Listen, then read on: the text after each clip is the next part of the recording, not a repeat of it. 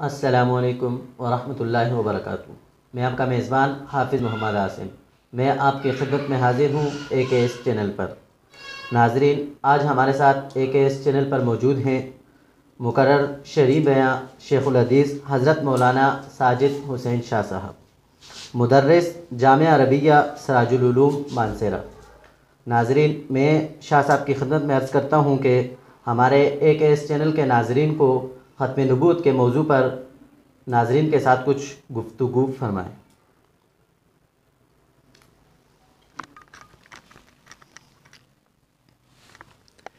السلام علیکم ورحمۃ اللہ وبرکاتہ۔ میں AKS چینل کی ٹیم کو مبارکباد پیش کرتا ہوں کہ انہوں نے اپنی پرخصوص دعوت کے ذریعے ایک حساس موضوع کے حوالے سے مجھے اپنے چینل پر مدعو کیا، بلایا۔ اللہ رب العزت سے دعا ہے کہ اللہ جل شانہ آپ کے اس چینل کو دن دگنی رات چگنی ترقی نصیب فرمائے۔ خاکی سے میرا تعلق بہت پرانا ہے۔ مولانا عاصم صاحب، حافظ عاصم صاحب، میں ان کا پڑوسی رہا ہوں خاکی میں، اور آج آپ سے ملاقات اس چینل پر ہو رہی ہے تو بہت زیادہ خوشی محسوس ہو رہی ہے کہ میں سمجھتا ہوں کہ خاکی میں ایک مرتبہ پھر اپنے گھر میں آ رہا ہوں اور آپ کے چینل کے ذریعے دوستوں سے مخاطب ہو رہا ہوں۔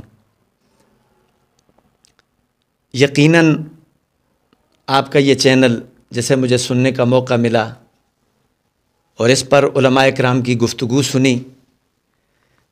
جہاں مختلف چینل بے دین لوگوں کے عقائد و نظریات کو پھیلانے کے اندر مصروف ہیں، اور چونکہ دجالی میڈیا وہ اپنی میڈیا کے ذریعے اسلام کی صحیح تصویر کو مسخ کرنے کی کوشش کر رہا ہے، تو ایسے وقت میں آپ جیسے نوجوان ایسے چینلوں کے ذریعے میں سمجھتا ہوں کہ ایک تو ان کو جواب بھی دے رہے ہیں، اور عملی طور پر امت کے مسلمانوں کے نوجوان نسل جو ہے ان کے ذہنوں میں پائے جانے والے شکوک و شبہات ان کو دور کرنے کا فریضہ سر انجام دے رہے ہیں۔ تو ایک مرتبہ پھر میں اپنے موضوع کا آغاز کرنے سے قبل آپ کے لیے دعا کرتا ہوں، بھائی اسامہ صاحب، عاصم صاحب اور آپ کی جملہ ٹیم جتنی بھی ہے، اللہ تعالیٰ آپ کو اس کا صلہ دنیا اور آخرت میں نصیب فرمائے۔ آمین۔ بھائی عاصم صاحب، آپ نے جس حساس موضوع پر، جس عام موضوع پر مجھے دعوت دی اور اس پر گفتگو کرنے کو کہا، اس موضوع پر بولنے والوں نے کوئی کسر نہیں چھوڑی، لکھنے والوں نے کوئی کسر نہیں چھوڑی، تقریر و تحریر ہر اعتبار سے ختم نبوت کے عنوان سے علماء نے کام کیا، اور خاص کر کے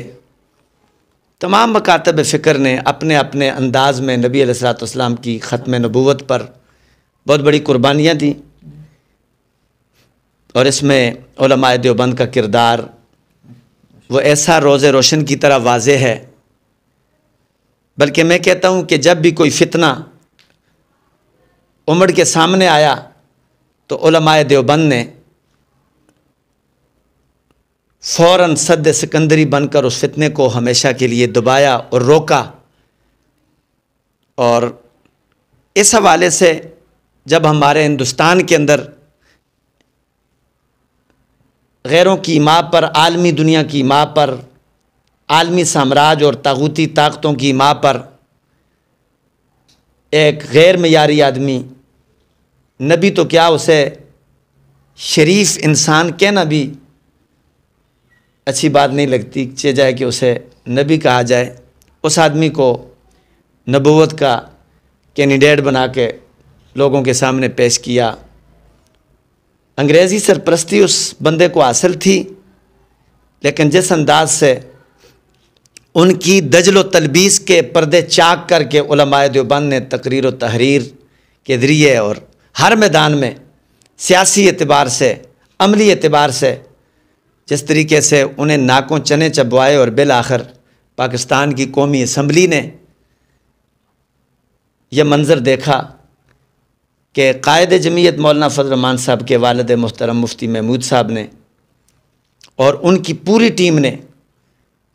ایک جہد مسلسل کے ذریعے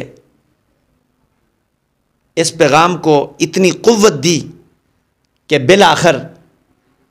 مرزائیوں کے منہ کالے ہوئے اور تمام دنیا کے مسلمانوں کے منہ اللہ نے چٹے کیے، سفید کیے۔ میں اپنی دیسی زبان میں کہہ رہا ہوں کہ اگر یہ اکابر علماء دیوبند نہ ہوتے تو آج پاکستان کے اندر مسلمانوں کی گردنیں ہوتیں، مرزائی یا مرزائی نواز جو ہے نا ان کے پاؤں مسلمانوں کی گردنوں پر ہوتے۔ میں اس میں انور شاہ کشمیری ہوں، ان کے اندر حسین احمد مدنی ہوں، تمام اکابر علماء دیوبند، پیر میر علی شاہ صاحب ہوں، تو یہ تمام اکابر انہوں نے ختم نبوت کے پلیٹ فارم کو سنبھالا اور کفر کا مقابلہ کیا، اور آج پاکستان کے آئین کے اندر جو ہے غیر قادیانی، چاہے وہ احمدی ہوں، لاہوری ہوں، ان کا کوئی گروپ بھی ہو، تو وہ تمام کے تمام پاکستان کی قومی اسمبلی سے غیر مسلم اقلیت قرار دیے گئے۔ اور آج پھر ایک مرتبہ مرزائیوں سے ساز باز، قادیانیوں سے ساز باز مختلف حوالے سے ہو رہی ہے، اور کئی ایک واقعات آپ کے ذہن میں ہوں گے کہ پاکستان میں رونما ہو چکے، آسیہ کی رہائی، اور اس کے علاوہ پشاور کے اندر ہونے والے واقعات جس کے اندر غازی فیصل نے پھر اس کے اندر جو ہے اقدام کیا، اور اس طرح غازی ممتاز قادری کی پھانسی، یہ تمام معاملات تسلسل کے ساتھ ہو رہے ہیں۔ تو آپ کا یہ چینل اس حوالے سے کہ مرزائیت اپنے پر پرزے دوبارہ نکالنے لگی ہے، تو آپ کے ان چینلوں کے ذریعے یہ بڑا اچھا اقدام ہے کہ ایسے موضوعات پر آپ علماء کرام کو اور گفتگو کا موقع دے رہے ہیں۔ تو مجھے بھی آپ نے موقع دیا، اس گفتگو کے بعد میرا دل چاہتا ہے کہ چند ایک معروضات ختم نبوت کے عنوان پہ عرض کر دوں۔ مجھے جو ٹائم دیا گیا ہے تو اس ٹائم کی حساسیت کو مد نظر رکھتے ہوئے میں اپنی گفتگو کو عرض کروں گا، اور علمی گفتگو نہیں بلکہ سادے لفظوں میں کہ ہمارے اس چینل کو سننے والے حضرات اس عقیدے کے بارے میں کچھ معروضات سنیں اور سمجھیں، اور اس عقیدے کی اہمیت کو اپنے دلوں میں لیں، اور پھر میدان میں مجاہدین ختم نبوت بن کر اپنے اکابر کے شانہ بشانہ چل کر ان کی بات کو سن کر عملی طور پر اس فریضے کے اندر حصہ لیں کہ ختم نبوت کا عقیدہ یہ ایسا عقیدہ ہے کہ جس کے لیے اگر جان کی قربانی لگ جائے تو یہ سودا بہت زیادہ سستا ہے، مہنگا نہیں۔ تو میں اپنے موضوع کا آغاز کرنے لگا ہوں۔ اللہ جل شانہ نے اس کائنات کی تخلیق شروع کی، تخلیق انسانی جب سے شروع ہوئی، بنی نو انسان کی تخلیق کے ساتھ ہی اللہ رب العزت نے انسان کی ہدایت کے لیے کچھ لوگوں کو ہادی، راہبر اور رہنما بنا کر دنیا میں مبعوث فرمایا، جس کا آغاز جناب سیدنا آدم علیہ السلام سے ہوا، اور اس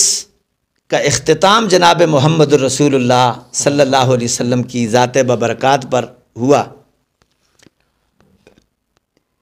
یہ حضور علیہ السلام پر سارے نبیوں کا اختتام، سلسلہ نبوت کا اختتام جو حضور علیہ السلام پر ہوا، اسی کو عقیدہ ختم نبوت کہا جاتا ہے، کہ آدم علیہ السلام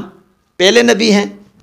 اور حضور نبی کریم صلی اللہ علیہ وسلم اس کائنات کے آخری نبی ہیں۔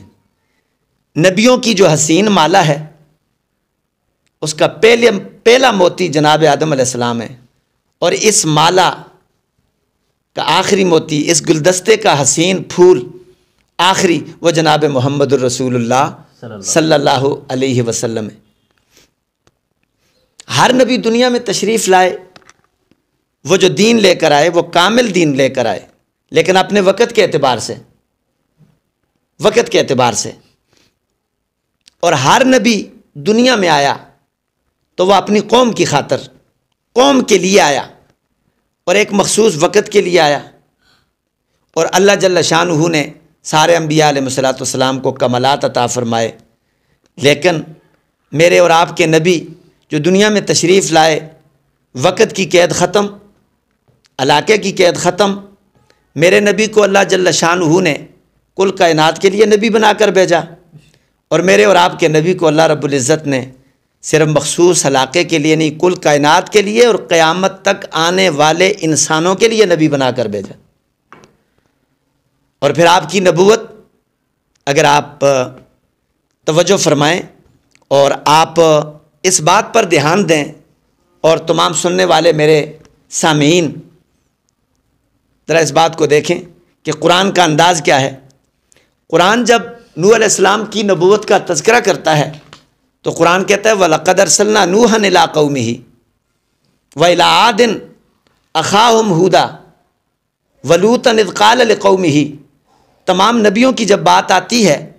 تو اللہ رب العزت فرماتے ہیں فلاں نبی اپنی قوم کی طرف آیا، نوح علیہ السلام قوم کی طرف آئے، لوط علیہ السلام اپنی قوم کی طرف آئے، انہوں نے جب تبلیغ کی، اپنی قوم کو تبلیغ کی، اور جب میرے نبی کی اور آپ کے نبی کی باری آتی ہے، امام الانبیاء صلی اللہ علیہ وسلم کی باری آتی ہے، تو قرآن کا انداز بدل جاتا ہے۔ قرآن کہتا ہے یا ایھا الناس انی رسول اللہ الیکم جمیعا، انداز بدل جاتا ہے۔ فرمایا کہ میرے محبوب آپ لوگوں سے کہہ دیجئے کہ میں کسی علاقے کے لیے نبی بن کر نہیں آیا، بلکہ میں کائنات کے آخری انسان کے لیے اور کل کائنات کے لیے نبی بن کر آیا ہوں۔ آپ ذرا دیکھیں نبی علیہ الصلوۃ والسلام سے جتنی چیزیں بھی مناسبت رکھنے والی ہیں، آپ صلی اللہ علیہ وسلم پر نازل ہونے والا قرآن وہ بھی کائنات کے تمام انسانوں کے لیے ہے۔ قرآن کہتا ہے شہر رمضان الذی انزل فیہ القرآن ھدی للناس، یہ قرآن وہ ہے جو رمضان کے اندر نازل ہوا، اور یہ ھدی للناس ہے، ھدی للقوم نہیں، کسی علاقے کے لیے نہیں۔ میرا یہ قرآن جو میرے پیغمبر پر نازل ہوا ہے، رب تعالیٰ فرماتے ہیں کہ یہ کائنات کے تمام انسانوں کے لیے ہے۔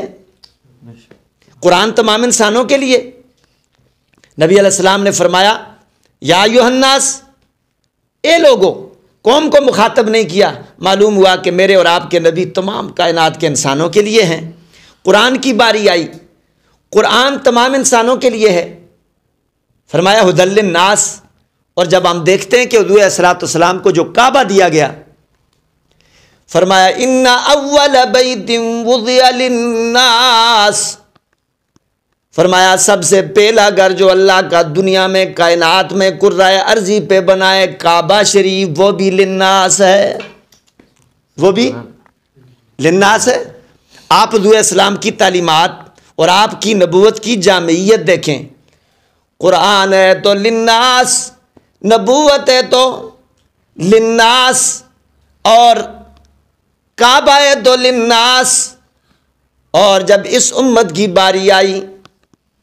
اس امت کی جب باری آتی ہے تو قرآن کا انداز پھر دیکھیں کنتم خیر امت اخرجت للناس، فرمایا تم بہترین امت ہو، تم ساری کائنات کے انسانوں کے نفع کے لیے دنیا میں تمہیں بھیجا گیا ہے۔ ناظرین سنیں، نبوت للناس، قرآن للناس، کعبہ للناس، اور یہ بات اپنی جگہ پر ایک حقیقت ہے کہ اس امت کے بعد کوئی امت نہیں، اس قرآن کے بعد کوئی قرآن نہیں، اس کعبے کے بعد کوئی کعبہ نہیں۔ تو ختم نبوت کا مفہوم یہ ہے کہ اس نبی کے بعد دنیا میں اور کوئی نبی بھی نہیں، نبی نہیں۔ کعبے کے بعد کعبہ نہیں، امت کے بعد امت نہیں، اور قرآن کے بعد اور کوئی کتاب نہیں، تو اس نبی کے بعد بھی اور کوئی نبی تو تب ہوتا، پہلے انبیاء آئے، محدود وقت کے لیے آئے، اور ان کی نبوت اپنے وقت کے لیے کامل تھی، لیکن جب وہ دنیا سے ان کا وقت پورا ہو گیا، نیا نبی آ گیا۔ اور ہر نبی تو جب میرے اور آپ کے نبی ساری کائنات کے لیے ہیں، تو اتنا کامل اور مکمل نبی جو ہر لحاظ سے کامل اور مکمل ہے، اس کے بعد نبوت کی گنجائش نکالنا یہ ایک دین کے اندر نقب لگانے کی بہت بڑی سازش ہے۔ اور انشاءاللہ جب تک علماء حق اور علماء حق سے وابستہ جو لوگ ہیں، انشاءاللہ العزیز ایسی نقب زنی کو انشاءاللہ اپنی جان پر کھیل کر انشاءاللہ اس نقب زنی کو بند کریں گے، اور پوری کائنات کے انسانوں کو ان کے عقیدوں پر ہونے والے حملوں کا انشاءاللہ بھرپور جواب دیں گے۔ اور میں گزارش کرتا ہوں، سارے انبیاء جب آئے تو انہوں نے اپنی نبوت کا اعلان کیا، ہر نبی نے کہا اللہ نے مجھے نبی بنایا ہے، لیکن حضور علیہ السلام جب دنیا میں تشریف لائے تو حضور علیہ السلام نے ایک عجیب بات فرمائی، یہ نہیں فرمایا میں صرف نبی ہوں، بلکہ آپ نے فرمایا میں نبی بھی ہوں اور رسول بھی ہوں، لیکن اس کے ساتھ ایک بات تمہیں اور بتاتا ہوں کہ اللہ جل شانہ میں نے میرے سر پر ختم نبوت کا تاج سجایا ہے۔ تمام نبی وَإِذَا أَخَذَ اللَّهُ مِيثَاقَ النَّبِيِّينَ لَمَا آتَيْتُكُم مِّن كِتَابٍ وَحِكْمَةٍ ثُمَّ جَاءَكُمْ رَسُولٌ مُصَدِّقٌ لِّمَا مَعَكُمْ لَتُؤْمِنُنَّ بِهِ وَلَتَنصُرُنَّهُ۔ او نبیوں او رسولوں، میں تمہیں کتاب و حکمت دے کر دنیا میں بھیجوں گا، جب کتاب و حکمت دے کر دنیا میں بھیجوں، ثم جاءکم رسول،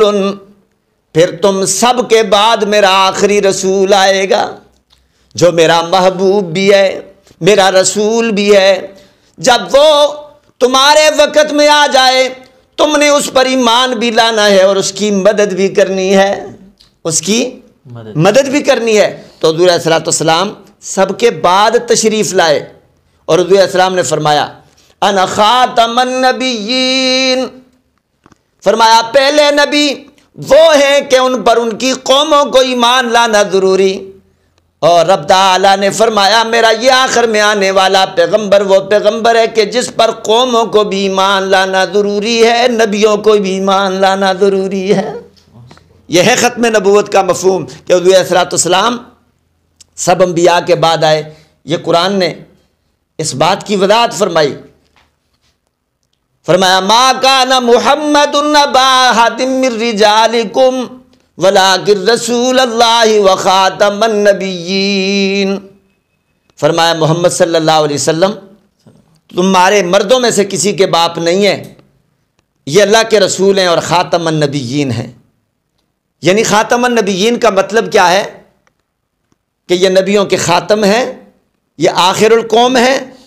یعنی آخر النبیین ہیں۔ مطلب یہ ہے کہ حضور علیہ السلام کے بعد کوئی بھی نبی نہیں آنے والا۔ تو میں نے کہا کہ تمام انبیاء جو آئے انہوں نے اپنی نبوت کا اعلان کیا، اور حضور علیہ السلام نے ختم نبوت کا اعلان کیا کہ مجھ پر اللہ جل شانہ نے نبوت کا دروازہ بند کر دیا ہے۔ اور یہ لفظ خاتم میں غور کریں تو لفظ خاتم قادیانی اس لفظ خاتم میں ہیر پھیر کر کے تعویلات کر کے خود ساختہ باطل تعویلات کے ذریعے ختم نبوت کے مفہوم کو بگاڑنے کی کوشش کرتے ہیں۔ میں اس چینل کے حوالے سے گزارش کرتا ہوں، اگر بات دل کو لگے تو آپ اس پر توجہ فرمائیں۔ مرزا قادیانی کہتا ہے کہ اس کا معنی ہوتا ہے مہر، اور مرزائی کہتے ہیں کہ مرزا قادیانی جو ہے وہ اس لیے نبی ہے کہ حضور علیہ السلام کی اس پر مہر لگی ہے، تو اس مہر کی وجہ سے وہ نبی بن گیا ہے۔ میں حیران ہوں، آنکھ سے کانا ہے ایک آدمی، آنکھ سے کانا ہے، شرافت نام کی اس میں کوئی چیز بھی نہیں، اور حضور علیہ السلام کی مہر سے وہ نبی بن گیا۔ میں حیران ہوں کہ حضور علیہ الصلوۃ والسلام کی مور سے صدیق اکبر نبی نہ بنے، فاروق اعظم نبی نہ بنے، حضرت عثمان غنی جو دور دماد رسول بھی ہیں، ذی البیعتین بھی ہیں، ذی البشارتین بھی ہیں، ذی الہجرتین بھی ہیں، وہ نبی نہ بنے، اور حضور علیہ السلام کا بھائی، چچا زاد بھائی، سفر و حضر کا ساتھی سیدنا علی المرتضیٰ رضی اللہ تعالی عنہ کو تو آپ نے اپنی مور سے نبی نہ بنایا، تابعین نبی نہ بنے، امام ابو حنیفہ نبی نہ بنے، امام مالک، امام دار الہجرت نبی نہ بنے، امام احمد ابن حنبل نبی نہ بنے، صحابہ نبی نہ بنے، تابعین نبی نہ بنے، ائمہ نبی نہ بنے، اور حضور علیہ السلام کی مور سے صرف یہ لعنتی بے ایمان نبی بن گیا، اس کا کوئی مطلب نہیں ہے۔ یہ انگریز کا خود کاشتہ پودا ہے جو مسلمانوں میں پھوٹ ڈالنے کے لیے اسے ہندوستان کے اندر سرکاری سرپرستی میں نبی بنانے کا اعلان کیا۔ یہ مسلمانوں کا نبی نہیں ہے، یہ کافروں کا نبی ہے۔ یہ کافروں کا نبی کیا مطلب؟ یعنی کافروں نے خود بنایا اسے مسلمانوں میں پھوٹ ڈالنے کے لیے، لیکن انشاءاللہ ایسا کوئی اقدام ہم برداشت نہیں کریں گے، اور عقائد پر حملہ کرنے والوں کو انشاءاللہ ناکوں چنے چبوائیں گے۔ حضور حضرت قرآن کی آیات کے ذریعے غالباً میں عقیدہ ختم نبوت کی بات آپ تک پہنچا چکا۔ حضور علیہ السلام نے فرمایا انا خاتم النبیین لا نبی بعدی،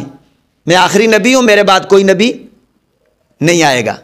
اور حضور علیہ السلام نے فرمایا سنو لوگو، حجۃ الوداع کے موقع پر حضور علیہ السلام جب صحابہ کو خطاب کر رہے تھے تو اس وقت نبی علیہ السلام نے فرمایا خبردار، میں آخری نبی ہوں اور تم آخری امت ہو، میں آخری نبی اور تم آخری امت، میرے بعد کوئی نبی نہیں، تمہارے بعد کوئی امت نہیں۔ فرمایا صوموا شہرکم، رمضان کے روزے رکھو، ادو زکوٰۃ اموالکم، اپنی مالوں کی زکوٰۃ دیا کرو،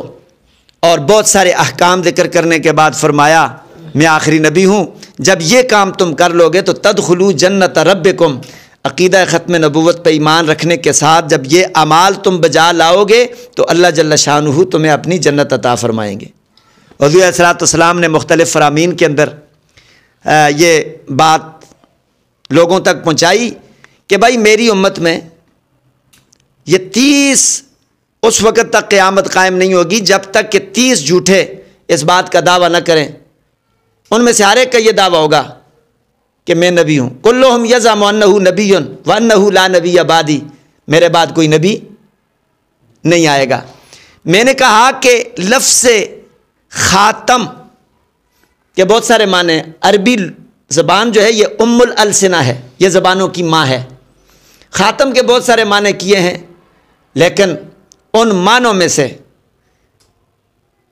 یعنی اہل لغت نے جو خاتم کا معنی کیا، مہر والا معنی کیا، اس کا مطلب اہل لغت نے کیا بیان کیا وہ کتابیں بتلاتی ہیں کہ تمام اہل لغت نے یہ معنی کیا خاتم کا کہ خاتم کا معنی ہوتا ہے کہ کسی چیز کو بند کرنے کے بعد اس پر اس طریقے پر مہر لگا دینا کہ کوئی مہر لگنے کے بعد کوئی چیز مزید اس کے اندر داخل نہ ہو سکے، اور جو چیز اس کے اندر موجود ہے وہ باہر نہ نکل سکے۔ مسلمانوں کا یہ عقیدہ ہے کہ بھائی حضور علیہ السلام کے آنے کے بعد انبیاء علیہ السلام کی جو جماعت تھی وہ مکمل ہو گئی، اور حضور علیہ السلام کے آنے کے بعد اس پر یوں مہر لگ گئی کہ اب نہ کوئی نبی اس جماعت سے نکل سکتا ہے اور نہ کوئی نیا نبی اس کے اندر داخل ہو سکتا ہے۔ تو ختم نبوت کا یہ معنی ہے۔ تو دوستو بھائیو، مفسرین اکرام کی طرف آ جائیں۔ قرآن کے بعد، احادیث مبارکہ کے بعد، میں نے پہلے بھی بہت جگہ میں یہ عرض کیا، اس دن ہمارے مدرسے میں بزم ہوئی، بزم شیخ الہند، اس کے اندر بھی تفصیل سے اس پر گفتگو ہوئی۔ قرآن مجید کی 100 آیات اور 210 کے لگ بھگ احادیث عقیدہ ختم نبوت پہ دلالت کرتی ہیں، اور ان سے یہ ثابت ہوتا ہے کہ حضور علیہ السلام آخری نبی ہیں۔ بلکہ مرزا قادیانی اپنی کتابوں کے اندر بسا اوقات جب وہ کچھ لکھنے لگا تو اس نے ایک جگہ میں خاتم کا معنی بھی یہ کیا کہ میں خاتم الاولاد ہوں، یعنی میں اپنے گھر میں ہونے والی آخری اولاد ہوں۔ اور جب وہ وہاں معنی کرتا ہے خاتم کا تو وہ معنی بالکل اس نے ٹھیک کیا، لیکن ظاہر انگریز کا بنایا ہوا ہے، تو جیسے انگریز کہے گا تو وہ خاتم کا ویسے ہی معنی کرے گا۔ تو اللہ رب العزت قادیانیت کے دجل سے، فریب سے تمام مسلمانوں کی حفاظت فرمائے، اور تانے بانے جن لوگوں سے مل رہے ہیں اللہ ان چینلز کے ذریعے ہمیں اس فتنے کی سرکوبی کے لیے تمام وسائل تقریر اور تحریر کے اعتبار سے ہر حوالے سے اس فتنے کا مقابلہ کرنے کی اللہ رب العزت ہمیں توفیق نصیب فرمائے۔ زندگی میں پھر